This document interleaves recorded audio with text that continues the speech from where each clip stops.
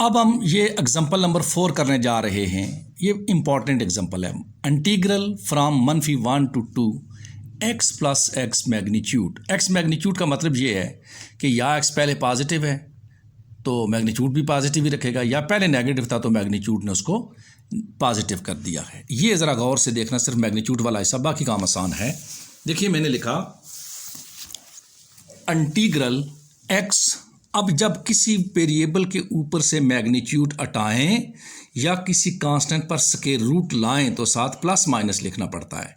तो हम यहाँ से मैग्नीट्यूड हटाने लगे तो जवाब में मैंने क्या लिख दिया, प्लस माइनस एक्स। ये प्लस बाहर रखा, इस x का अपना साइन क्या कर दिया, प्लस माइनस एक्स, कि या x नेगेटिव होगा या x पॉजिटिव होगा। अब देखो लिमिट क्या थी, -1 to 2। तो x कब तक नेगेटिव होगा, जब तक आप उसको वैल्यू -1 से लेकर 0 तक देंगे। 0 से बड़ी वैल्यू क्या हो जाती है, पॉजिटिव। तो ये बात देखें मैंने इधर लिख दी है यहाँ पर आपकी समझ के लिए कि जब x की वैल्यू जो है वो 0 से कम होगी तो x जो है वो नेगेटिव होगा, और जब x की वैल्यू जो है वो 0 से ज़्यादा होगी तो x जो है वो पॉजिटिव होगा। और ये भी लिख दिया कि x का मैग्नीट्यूड हटाने से x की वैल्यू प्लस माइनस आती है। तो मैंने यही काम किया है। मैंने आपको बताया था कि लिमिट को आप अपनी ज़रूरत के मुताबिक उनके 2-3 हिस्से, जैसे वो था ना मैंने integral 2 to 5 f of x dx को 2 to 3, 3 to 4, 4 to 5 किया था, फिर अगले 2 से 3, 3 से 5 कर दिया था। यहाँ भी मैंने ये किया है कि जब x की वैल्यू -1 से 0 तक है तो ये वाला मैग्नीट्यूड वाला x क्या होगा, नेगेटिव, और जब 0 से 2 तक है तो ये x क्या होगा, पॉजिटिव। तो ये मैंने 2 से लिख दी। अब ये प्लस x और -x ये ख़त्म हो के 0, ये इंटीग्रल ख़त्म। तो ये x प्लस एक्स कितना हो जाएगा, 2x। तो इसका जब आप इंटीग्रल लेंगे 2, उसी तरह x का इंटीग्रल x²/2। ये देखो मैंने आगे लिखा था -1 to 0, तो ये 0 ख़त्म हो गया।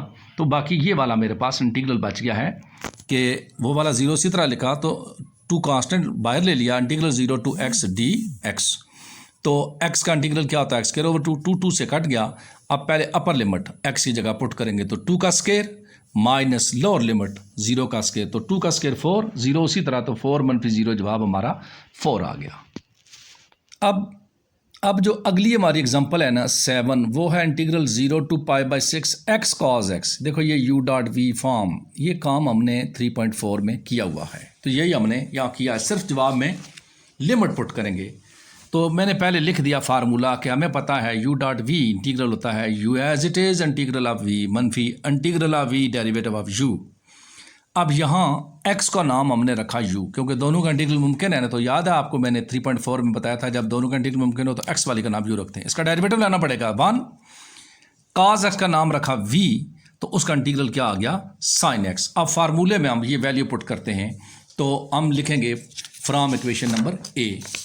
देखो हमने यहाँ लिखा x cos x dx यानी u.v की value, u as it is x integral of v dx sin x minus integral of v dx sin x derivative of u। ये x sin x उसी तरह, और अब यहाँ देखें ना sin x × 1, सिर्फ साइन ही बचाना। तो साइन किसका डेरिवेटिव होता है, मनफी cos का, क्योंकि अगर प्लस cos का होता तो यहाँ मनफी होता। तो ये x sin x plus cos x जवाब आ गया। मैंने इस जगह लिमिटें नहीं लिखी थी, यहाँ आके लिख दी हैं। तो अब हम ये जो जवाब है इसमें लिमिट पुट करेंगे। पहले अपर लिमिट x की जगह रखेंगे π/6, तो π/6 sin π/6 plus cos π/6 minus x की जगह 0, 0 sin 0 प्लस cos 0। ये π/6 30 डिग्री होता है, तो sin 30 होता है 1/2, cos 30 होता है √3/2। ये sin 0 0 और cos 0 1, तो ये π/6 और 1/2 मल्टीप्लाई हो गया π/12 प्लस √3/2 माइनस 1। ये जवाब आ गया। अब एग्जाम्पल नंबर 8 है, ये भी u.v फॉर्म ही है, x log x with respect to x, और लिमिट क्या है, फ्रॉम 1 to e। ये u.v फॉर्म है।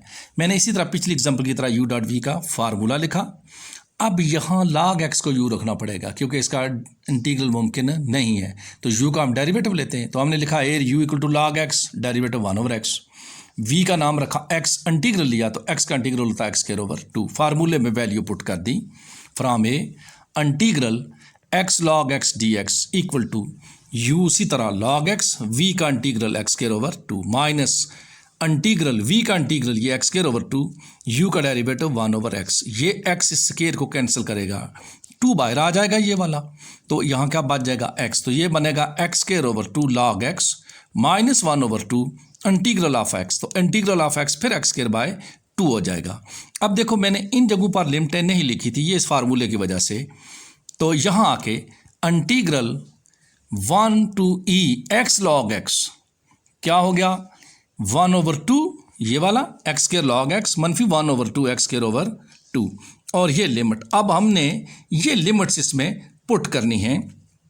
तो देखो जी हमने जवाब में लिमिट्स पुट की 1 ओवर 2 ई स्क्वायर, हमारे पास था ना एक्स स्क्वायर लॉग एक्स, तो उसकी जगह हमने क्या पुट कर दिया लॉग ऑफ ई, फिर माइनस ई स्क्वायर, वो जो था ना ई स्क्वायर ओवर 2 वो हमारे पास था एक्स स्क्वायर ओवर 2, फिर minus lower limit x square की जगह जब हम लिमिट पुट करते हैं तो वो आता है 1, तो 1 का स्क्वायर 1 लॉग ऑफ 1, माइनस आगे था ना एक्स स्क्वायर, ये यहाँ लिमिटें पुट की जा रही हैं, इसको देखना है।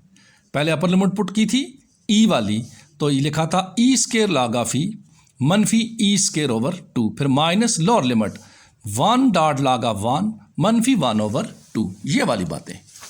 अब आप देखें log ऑफ ई 1 होता है, तो हम लिखेंगे ई स्क्वायर इंटू 1, ये 2.6 में मैंने आपको बताया था log ऑफ ई 1 होता है, माइनस ई स्क्वायर ओवर 2, ये वाला मनफी, अब लोअर लिमिट log ऑफ 1 0 होता है, तो 1 इंटू 0 माइनस 1 ओवर 2, ये 1/2 तो सबके साथ है यहाँ से लेकर यहाँ तक, तो एलसीएम ले लिया 2 ई स्क्वायर मनफी ए स्क्वायर ओवर 2 माइनस ये 1 और 0 खत्म हो जाएंगे तो मनफी 1 ओवर 2, ये 1/2 बाहर, उसी तरह 2 ई स्क्वायर मनफी ई स्क्वायर बनेगा, तो ई स्क्वायर ओवर 2, ये मनफी और मनफी मिलके प्लस 1 ओवर 2, ये 2 इनसे मल्टीप्लाई होगा तो E square over 4 plus 1 over 4। इस तरह हमारी सारी एग्जाम्पल जो है ना वो ख़त्म हो गई हैं।